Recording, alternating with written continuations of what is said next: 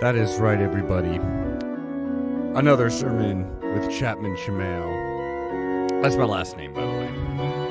I'm sure most of you don't know what the hell a Chimeo is. I am a Chimeo, the host of the Quack 12 podcast, and on Sundays, the Chapman of the Quack 12 podcast. Is this... Okay, that's enough.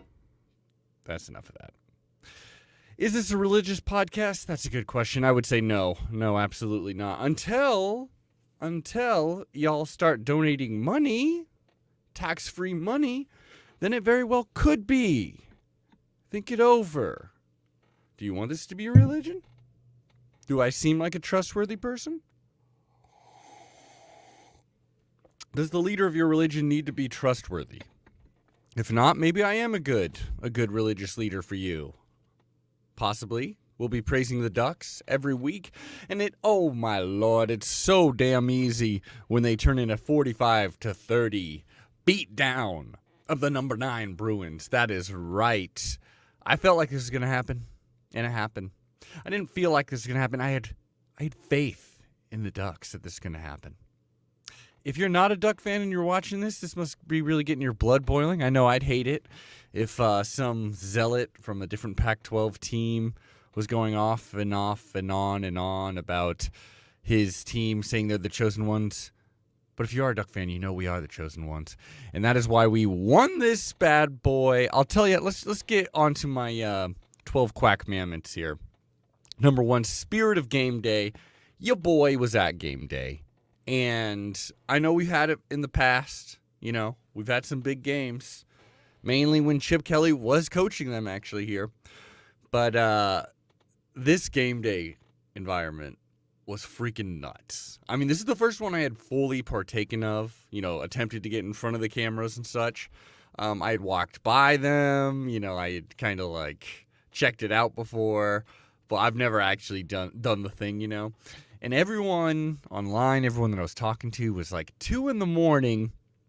That's a good time to get there. If you're actually trying to get in front, if you're actually trying to get in front of the cameras, if you're trying to smell Lee Corso, if you're trying to taste Kirk Herbstreit, you should get there early. So I get there at 1 a.m. Y'all, there was 300 people there at 1 a.m. I went by at 1 p.m. the day before, and there were 2 people in line from the day before. And even about 10 p.m., this is when I first realized, okay, I'm going to need to get there earlier than 2 even. I got there at I drove by at 10 p.m. There was probably 100 people there. What I'm saying is this game day crew was lit. I saw people puking in togas. I saw people peeing on campus buildings in togas. I saw everything in a toga. I saw Sabrina Ionescu in a real-life duck. I saw Lee Corso choose the duck head, possibly for the final time, just because he may retire. I don't know anything. It was all emotional. It felt good. And in that moment, I knew we were beating the Bruins. I just knew it because it looked like we had more Duck fans there than Bruins have fans at home games when they're an actually good team even. So I felt like we were going to win that bad boy, especially in that environment. The students weren't leaving in the fourth quarter. No one's leaving in the fourth quarter. It felt great. It was a beatdown. Game day was fun as hell. Which, by the way, I should say this, because some of you are probably, not everyone, but a few of you are probably interested, and a few of you are probably watching this as well. So I'll tell you what I'm going to do. This is the best photo I got of me on game day. Let's see. I mean, it's not, don't expect too much, but look at that. The Quack 12 sign right in the middle there. Right next, really, because I was having to fight. I was there for hours, and still I didn't get a great spot. You're not going to see it very often. But when I forget his name, unfortunately, even though they did a great piece on him, when our motorcycle rider, the official U of O motorcycle rider, took his final ride there with the duck on the back. I got a good picture right next to him, and that was a fun moment. It was a great day. Game Day was fun as hell. Highly recommend. On to the next one, especially if you're drunk Greek in a toga. Number 2, onward Oregon offense. Because the Ducks, I mean, they played perfectly. I would say they basically played perfect. When the only 2 drives in which you are not scoring are the final 2 drives, and one of those is because, you went on downs. Like, we could have scored a touchdown if we really wanted to. We were at the UCLA 17. Like, if we wanted to be that asshole, we could have been. Yes. The Oregon offense just came to play. The potential, if UCLA was going to beat us, it felt like it was going to be a shootout no matter what. Bo Nix is just too in the pocket these last few games for it to feel like he was just going to get blanked or anything like that. And this still had the potential to actually be a shootout, if not for an event that we'll get into in a bit. But overall, 45-30, 545 goddamn yards for the gosh darn. I forgot this is a Sunday here. Gosh darn yards, 545 total yards for us. 283 passing, 262 rushing, and that involves a 5.7 clip running the ball. Which is good, but made even better when you consider how many of those drives, how many of those runs, UCLA knew we were going to run the ball. Like, when we were in the I formation, and they were like, oh, they're clearly attempting to get rid of, like, half of an entire quarter right now on this drive. And we were still able to do that. We were still able to get first downs. On 3rd and longs, we were still able just to run it up the gut. It was fantastic. Huge chunk yardage, and then big explosive plays through the air.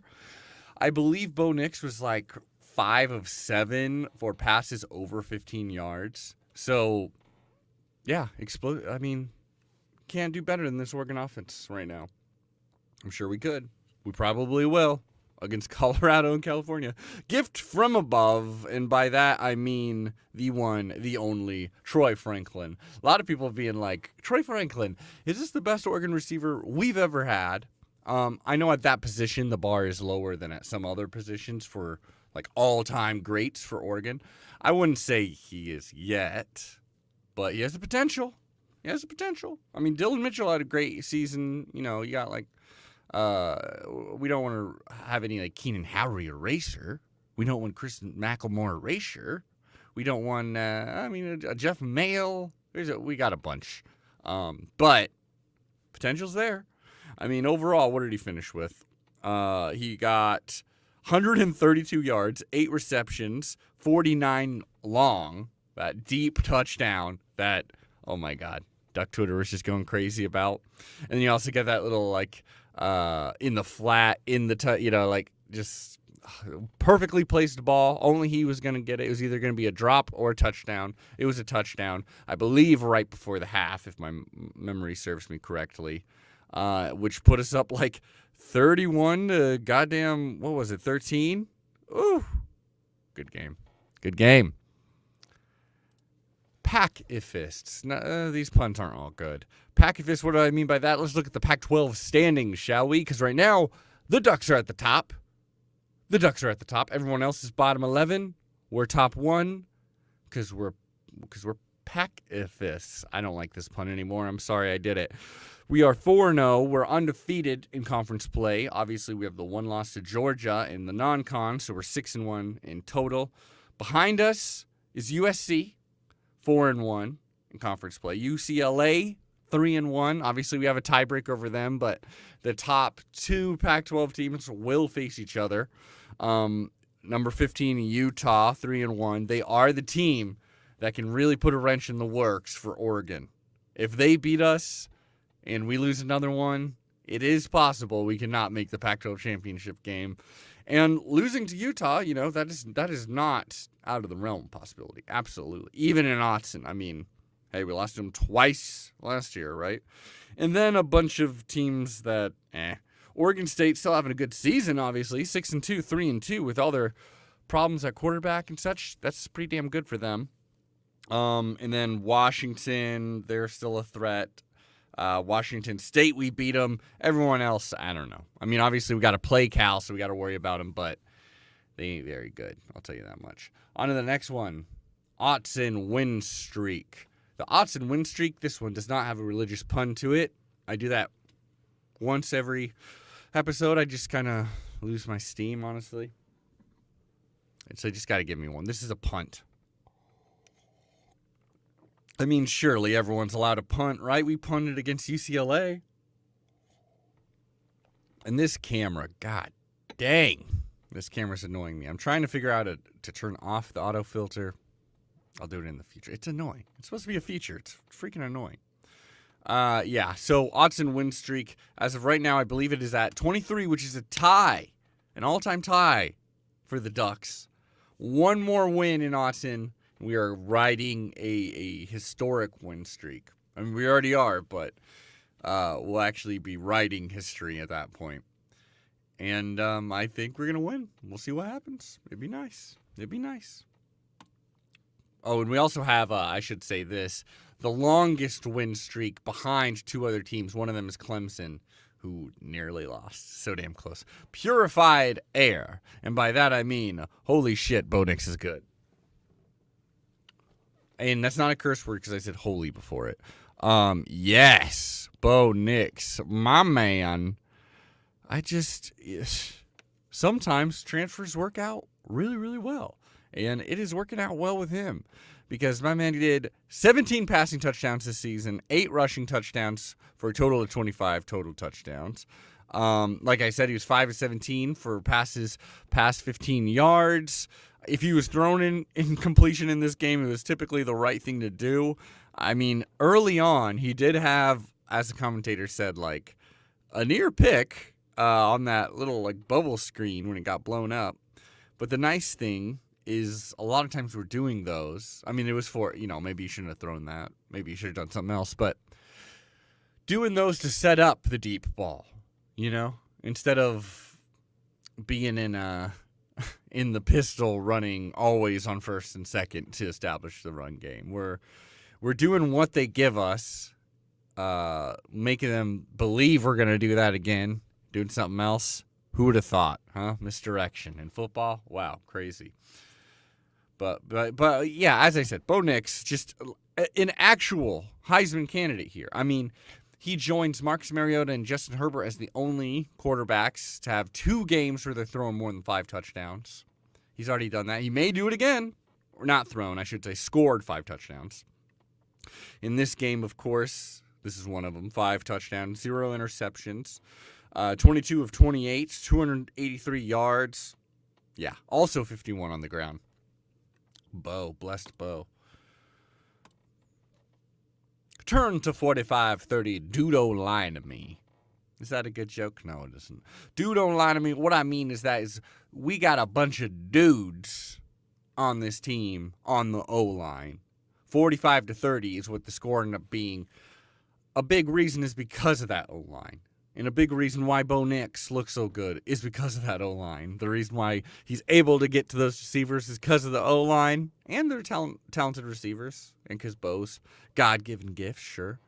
The reason why Bucky is able to just plow through everyone is because he gets that initial good start from the O-line. So I just want to be a shout-out, so grateful to this O-line. Not only that, but the reason why we could have a big drop-off next season is because a lot of this O-line won't be here. So, honestly, thanks to Cristobal. He wasn't... he did that right. He got the O-line cooking, and that's helping us right now. It'll help you out a lot against a lot of different teams, especially against the Pac-12, who can't do nothing. Blessed Bruins made mortal. Obviously, I mean, they were the higher-rated team, number 9, undefeated. They were going through the Pac-12. They had received a bunch of good wins, survived some games to show they had resilience. They did have talent, especially on the offense, and we made them look mortal. I mean, DTR still, the loss isn't on him. I'll tell you that much. 27 of 39, 2 touchdowns, 1 interception.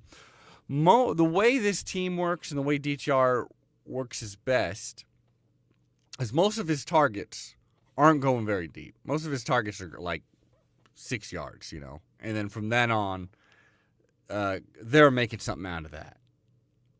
When DTR went downfield, he did not have all that good of success. There was that one big touchdown early where Flo was out of position. It was great of him to recognize that. The running back, took it for the score. But overall, we weren't threatened by his deep game. And I think that kind of ended up being the difference here, is that Oregon could take its deep shots. UCLA, they took their deep shots, but they didn't connect on them. Not only that, but every once in a while, Oregon's defense would get a stop. UCLA did not. Yeah. And again, there's one big play that we all know that I'm going to get into that made a huge difference. Goliaths versus Davids. Now we all know David versus Goliath, how uplifting that story is. The little guy taking on the big, ruthless giant and winning against all odds. That's beautiful. There's been many times where Duck fans have felt that way, where we've been the Davids and we've gone against Goliaths and we've, upset big teams. That being said, isn't it nice? Wouldn't you rather have a bunch of Goliaths on your team going against Davids just to make it a sure thing? Because that is kind of what it felt like on this line. For real. I guess I have two Quack Mammoths praising the offensive line because we're just coming back to it. But, that's the difference. Line play. Even our defensive line, which hopefully Taki Taimani is all right. Saw that he was injured in the fourth. Seemed to be in a lot of visible pain. Hopefully he's all right. Really rooting for him because he's been a huge reason why our defensive line has been holding up really well. Our problem's mainly been linebacker and secondary, but they're getting better and better, including Flo, who, that one clear, circle this is your fault play, but he's going to get better. I think so. There's a lot of talent there anyways. I'm just saying, keep up the recruiting, especially in the trenches, because that's how we're winning. Let's get to the next one. Wait, where am I at? Oh, I see. Blessed balls. Now we all know Big Balls Chip. All right. Lanning was doing a lot of things that made Big Balls Chip famous, that gave him the name Big Balls Chip. Because what did he do? He went for 4th down 3 times. 4th down 3 times. 2 of those times in his own territory. It was in the third quarter. It was still very much a game. And he goes for both. I got it written down. He goes for both. Let's see. 4th and 1 at our 27. 4th and 1 at our 38. That drive would end up being a touchdown drive. It took off so much time. A lot of it was in that I formation. For a lot of people, been begging for that formation, even though it's kind of the some would think it's the antithesis of interesting football. But we're doing interesting things with it because we got 8 or 9 different plays out of it. We're doing different things. You think we're just running up the gut, and we just may do that because we're pretty damn good at it with our big old jumbo package here. But, no, we're doing a bunch, as we saw. Like Bo Nix getting it with his legs or rolling out on 4th down, rolled out, got a touchdown. So, yeah, absolutely. I'm loving this big boy football. I'm loving these Goliaths. Follow the footsteps. I was running out of things to say. But all I got to say is, just like those blessed Oregon teams before us, you know what I mean? Those Marcus Mariota teams, those Chip Kelly teams, even the Helfrich teams, the Bellotti teams. We just got to take care of the teams that we should. We got to beat Colorado. We got to beat Cal. Those should be, quote unquote, easy wins as long as we don't rest on our laurels. All right? As long as we protect the players around us. Do what we're told. Take the easy points. But don't sleep on our laurels either. Because like I said, I forgot to put this in the blessed balls. But that onside kick, oh, man, I loved it. Lanning knew that their advantage, or their strength was on offense and that they were going to be able to score, that we weren't going to be able to shut them out, even though we were doing super well on relatively well on defense. We probably would have won without the onside kick, but it would have been a much closer game, and most likely they would have been in it on that final drive. They would have probably, I would imagine, who's to say, if ifs and buts, that would have changed our kind of game plan if we wouldn't have gotten that onside kick or not have even gone for the onside kick. But we did. We get it. And that changes the complete complexion of the game because then we can go up 2 scores with that Jordan James touchdown run. And I don't know. It was just amazing. It was knowing who you're playing, taking advantage of what you see on film, and executing it. And having your players be good enough to execute it. That was the play of the game for me, honestly. I loved it. Changed everything. Yeah. Loved it. Oh, my God. I'm just gonna, just sit here, gloat about that for a while. But let's be like those old, fantastic, great Duck teams. Take care of the teams we need to. And then pack Autzen. Beat Utah. Beat Washington. I mean, honestly, I believe the Rose Bowl isn't part of the playoffs this season. I would so much rather go against the in a Rose Bowl, but we all know the ultimate goal. We got to win a natty, so I don't care who we're facing, even if it's Georgia. I wouldn't want to, but I don't know. Let's get ahead of ourselves. Let's look for the horizon there, but let's also follow the footsteps. Take it one game by one game. And as always, go Ducks. Go Ducks. Go Ducks. There we go. I was looking for that chapel music. Oh, what? Come on. Oh, this is embarrassing. There we go. All right, y'all. We'll see y'all Tuesday, I believe. Our full lap with Pipla Day, and Aaron will be here. Until then, like I said, go Ducks.